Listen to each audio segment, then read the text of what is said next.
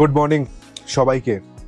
শিটং ভ্রমণের দ্বিতীয় দিনে আর দ্বিতীয় এপিসোডে তোমাদের সবাইকে জানাই স্বাগত। প্রথম এপিসোডটা এখনও না দেখে থাকলে আমি আই বাটনে আর ডিসক্রিপশানে লিঙ্ক দিয়ে দিচ্ছি, সে ভিডিও তোমরা দেখে এসো। সকাল সকাল এক কাপ গরম চা নিয়ে দাঁড়িয়ে আছি এই ব্যালকানিতে, আর এই প্রাকৃতিক সৌন্দর্যই দেখছি, কারণ আজকেই এই হোমস্টেকে চেক আউট করে বেরিয়ে পড়বো শিটংয়ের সমস্ত সাইটসিং করতে। কালকে যার সঙ্গে আমি কার্শিয়াং থেকে শিটং এসেছিলাম তার গাড়ি করে কিন্তু আমি সমস্ত সাইটসিং করব। সমস্ত সাইটসিং করে সেই আমাকে কিন্তু আবার কার্শিয়াং ড্রপ করে দেবে। তো চলো, তোমার সাথে দেখা হচ্ছে আবার ব্রেকফাস্টের টেবিলে। ব্রেকফাস্টে কী দিচ্ছে তখন আবার তোমার সাথে কথা হচ্ছে।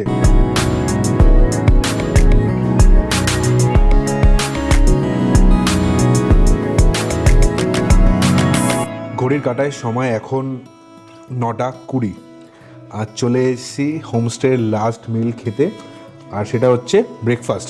আমি নিয়েছি হচ্ছে পরোটা, আর তার সঙ্গে মনে হয় এটা কাবলে ছোলা আলুর তরকারি আর পেঁয়াজ দিয়েছে। তোমরা চাইলে এখানে লুচি পেয়ে যাবে, রুটি পেয়ে যাবে, তার সঙ্গে কিন্তু ম্যাগিও পেয়ে যাবে। তো আমি খেয়ে দেখি কেমন টেস্ট। পরোটা মোটামুটি ভালোই পাতলা আছে একদম, আর একদম অয়েলি নয়। তেল দিয়ে পরোটা করা, বাট একদম অয়েলি নয়। এটা খুব ভালো জিনিস। খেয়ে দেখি তরকারি দিয়ে। তরকারি নিলাম, একটু পেঁয়াজ নিই।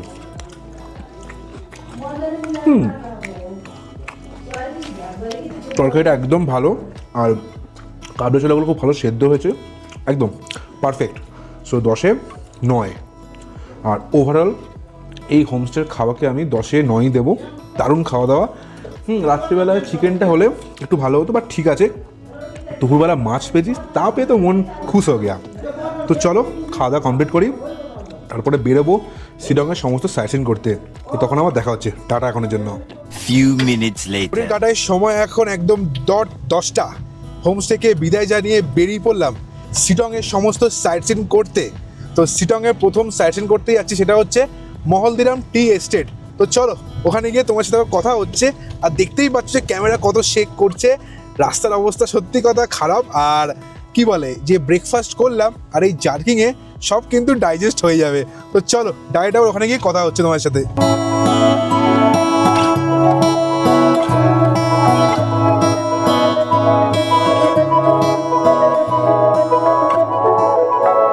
চলে এলাম আজকের আমার প্রথম সাইটসিং পয়েন্ট, সেটা হচ্ছে মহলদিরাম টি গার্ডেন। সত্যি কথা বলতে গার্ডেনটা কিন্তু খুবই সুন্দর। একদিকটা পুরো নিচে নেমে গেছে, একদিকটা উঁচু। সত্যি কথা খুবই সুন্দর লাগছে, কিন্তু দুঃখের কারণ হচ্ছে সেই মেঘের জন্য সেই প্রাকৃতিক সৌন্দর্যটা আমি নিজে দেখতে পাচ্ছি না, তোমাদেরকেও দেখাতে পারবো না। তো চলো ক্যামেরা ফ্লিপ করি আর এই টি গার্ডেনটা তোমাদেরকে ঘুরিয়ে দেখাই। পশ্চিমবঙ্গের কার্শিয়াংয়ের শেলপু পাহাড়ের অন্যতম একটি প্রাচীন চা বাগান হলো এই মহলদিরাম টি গার্ডেন, যা সমুদ্রপৃষ্ঠ থেকে আনুমানিক 5800 ফুট উচ্চতায় অবস্থিত।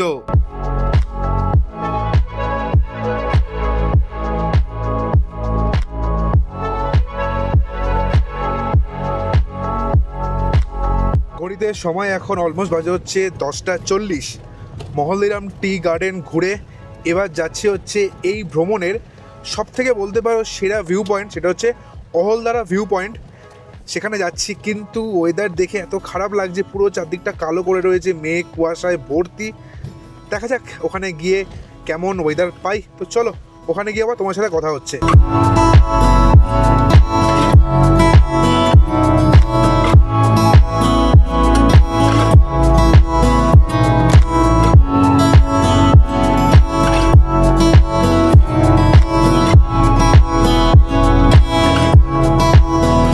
ঘড়িতে এখন সময় হচ্ছে 11:15, আর চলে এলাম অহলদারা ভিউ পয়েন্টে। আর অহলদারা ভিউ পয়েন্টে আসার আগে তোমাদের যে জায়গাটা দেখাচ্ছি ওটা হচ্ছে 4 চাকা গাড়ি এন্ট্রি ফিস নিলে হচ্ছে 50 টাকা। আর এখন যে জায়গাটা তোমরা দেখতে পাচ্ছ এটা হচ্ছে পার্কিংয়ের এরিয়া, এখানে খরচা হচ্ছে 50 টাকা। তাহলে তোমাদের এই অহলদারা ভিউ পয়েন্টে আসার জন্য 100 টাকা মতো খরচা করতে হবে। একটা হচ্ছে এন্ট্রি ফিস, একটা হচ্ছে পার্কিং চার্জ। তো এই দুটো খরচা হলো। তো চলো এবার যাওয়া যাক আজকের মেন গন্তব্যের উদ্দেশ্যে, সেটা হচ্ছে অহলদারা ভিউ পয়েন্ট। তো চলো যাওয়া যাক।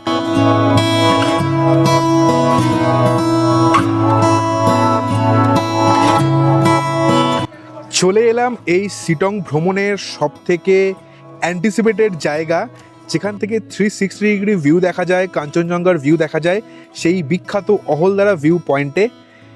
অনেক লোক কিন্তু এখানে সমাগম হয়েছে ভিউ দেখার জন্য, কিন্তু সবাই আজকে নিরাশ হয়েছে, কারণ মেঘের চারদিকটা পুরো ঢাকা আছে। মেঘ না থাকলে এখান থেকে কিন্তু অপূর্ব সুন্দর একটা কাঞ্চনজঙ্ঘার ভিউ দেখা যায়।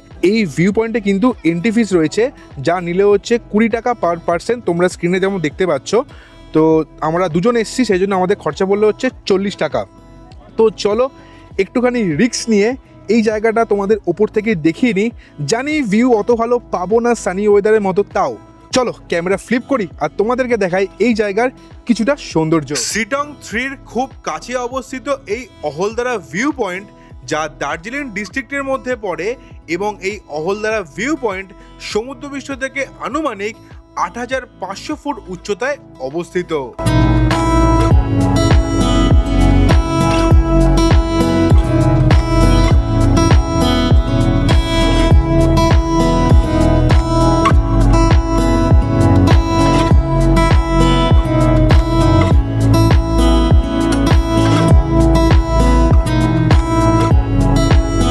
অহলদারা ভিউ পয়েন্ট দেখা কমপ্লিট এই ফগের মধ্যে, তাও যেটুকুন দেখতে পেলাম আমি নিজে তোমাদের সাথেও সেটা শেয়ার করলাম।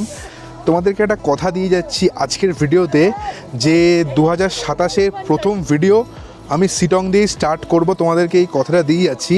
2026-এর শেষ পাহাড় কিন্তু আমি শিটং ঘুরতে এসে শেষ করব, যা তোমরা 2027-এর জানুয়ারি মাসে দেখতে পাবে, এটা তোমাদের কথা দিয়ে গেলাম। তো চলো অহলদারা ভিউ পয়েন্ট ঘোরা কমপ্লিট, এবার দেখা যাক পরবর্তী কোন সাইট সিন পয়েন্টে যাওয়া যায়। তো চলো যাওয়া যাক।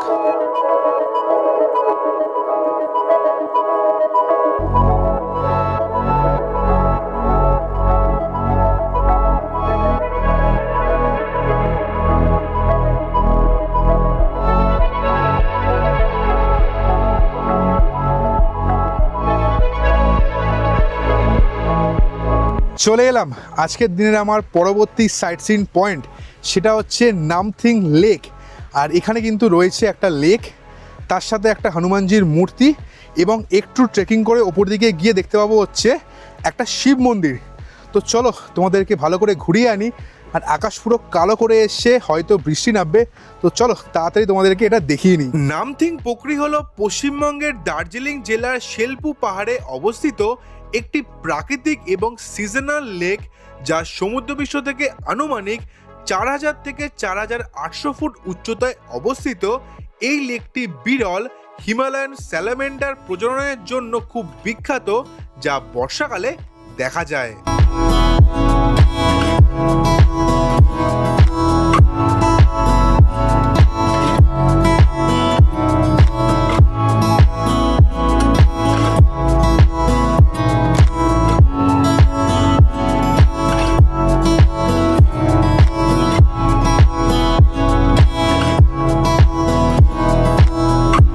নামথিং লেক তো আমার ঘোরা কমপ্লিট, আর তোমাদের একটুখানি ট্রেকিং করে ওপর দিকে নিয়ে গিয়ে শিব মন্দির একটা দেখালাম।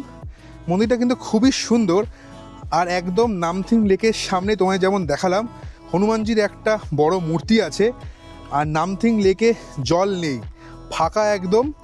বৃষ্টি তো সেই কবে শেষ হয়ে গেছে, অক্টোবর নভেম্বরে শেষ হয়ে গেছে, তারপরে 3-4 মাস হয়ে গেছে, ফেব্রুয়ারি মাসের এটা এন্ড একদম। তো কি জল থাকবে, তো জল ছাড়াই লেক দেখলাম। তো চলো এবার যাওয়া যাক পরবর্তী সাইট সিন পয়েন্টের উদ্দেশ্যে, যেখানে দেখবো হচ্ছে একটা মনেস্ট্রি, আর দেখবো হচ্ছে আই লাভ শিটং লেখা একটা সাইন। তো চলো ওই দিকেই যাওয়া যাক।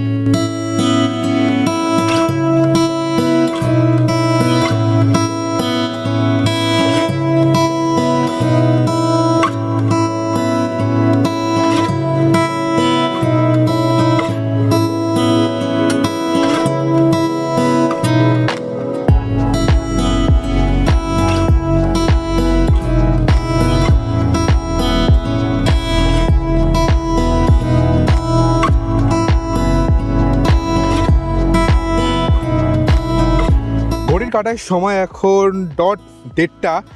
আই লাভ শিটং আর বৌদ্ধিস্ট মনেস্ট্রি দেখেই শেষ করলাম আমি আমার শিটংয়ের সমস্ত সাইট সিন। এবার গাড়ি ধরে রওনা দেব কার্শিয়াংয়ের উদ্দেশ্যে। আর এই সাইট সিন করে কার্শিয়াং ড্রপ করতে আমাদের টোটাল খরচা নিচ্ছে হচ্ছে 3000 টাকা। আমরা এসেছি দুজন। তোমাদের সাথে একটা কথা শেয়ার করে রাখছি, তোমরা যদি 4 জন 5 জন বা 6 জন আসো তখন কিন্তু খরচাটা কিন্তু একটু বাড়বে, সেটা অবশ্যই মাথায় রাখবে। আমরা এসেছি দুজন, সেই জন্য আমাদের খরচাটা বললো হচ্ছে সাইট সিন করিয়ে কার্শিয়াং ড্রপ করে দেবে, 3000 টাকা খরচা বললো। সাইট সিন তো সব আমার কমপ্লিট হয়ে গেল। কালকে যে আমাদের কার্শিয়াং থেকে পিক করে হোমস্টে ড্রপ করে দিয়েছিল, আর আজকে হোমস্টে থেকে পিক করে সমস্ত সাইট সিন করিয়ে কার্শিয়াং ড্রপ করে দিচ্ছে এই যে দাদার ফোন নাম্বার কিন্তু আমি স্ক্রিনে আর ডিসক্রিপশানে তোমাদেরকে দিয়ে দিলাম।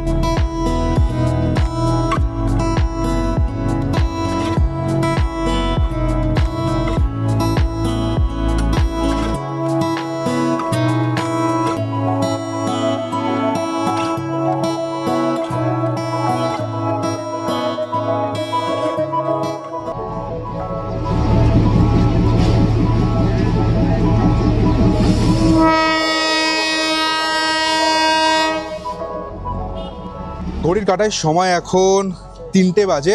চলে এলাম আবার কার্শিয়াং টয় ট্রেন স্টেশনের সামনে, কারণ সেখান থেকেই পাবো হচ্ছে শিলিগুড়ি যাওয়ার জন্য শেয়ার গাড়ি।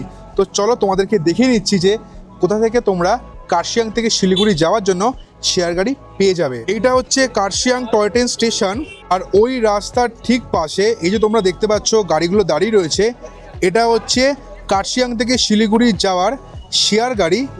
আর এই যে জায়গাটা তোমরা দেখতে পাচ্ছ, এখান থেকে তোমরা কিন্তু শেয়ার গাড়ির জন্য গাড়ির টিকিট বুক করতে পারবে। তো কার্শিয়াং থেকে শিলিগুড়ি যাওয়ার জন্য গাড়ির ভাড়া হচ্ছে 150 টাকা পার পার্সন। তোমাদেরকে তো দেখিয়ে দিলাম যে আমি কোথা থেকে শেয়ার গাড়ি ধরে রওনা দিচ্ছি শিলিগুড়ির উদ্দেশ্যে। আর এখান থেকে জানতে পারলাম যে কার্শিয়াং থেকে শিলিগুড়ির উদ্দেশ্যে লাস্ট শেয়ার গাড়ি যায় হচ্ছে বিকেল 5টার সময়। এটা তোমরা কিন্তু অবশ্যই মাথায় রাখবে। আর এখানেই শেষ হলো এইবারের আমার নর্থ বেঙ্গল সফর। কিছুটা দুঃখ নিয়েই এই সফরটা আমি শেষ করছি, কারণ আমি যেরকমভাবে প্ল্যান করে এসছিলাম সেইভাবে পুরো প্ল্যানটাকে আমি এক্সিকিউট করতে পারলাম না, কারণ পাহাড়ের ওয়েদারকে বোঝা আমাদের কারোরই সম্ভব নয়।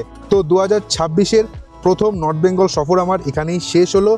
তোমার সাথে দেখা হচ্ছে পরের সপ্তাহে আমি কিভাবে শিলিগুড়ি থেকে কলকাতা ফিরলাম সেই গল্প নিয়ে। ততদিন তোমার সবাই ভালো থেকো, stay safe, stay happy, good bye. তোমার সাথে দেখা হচ্ছে পরের সপ্তাহে শিলিগুড়ি থেকে কলকাতা অবধি বাস জার্নি নিয়ে। ততদিন টাটা, ভালো থেকো তোমরা সবাই।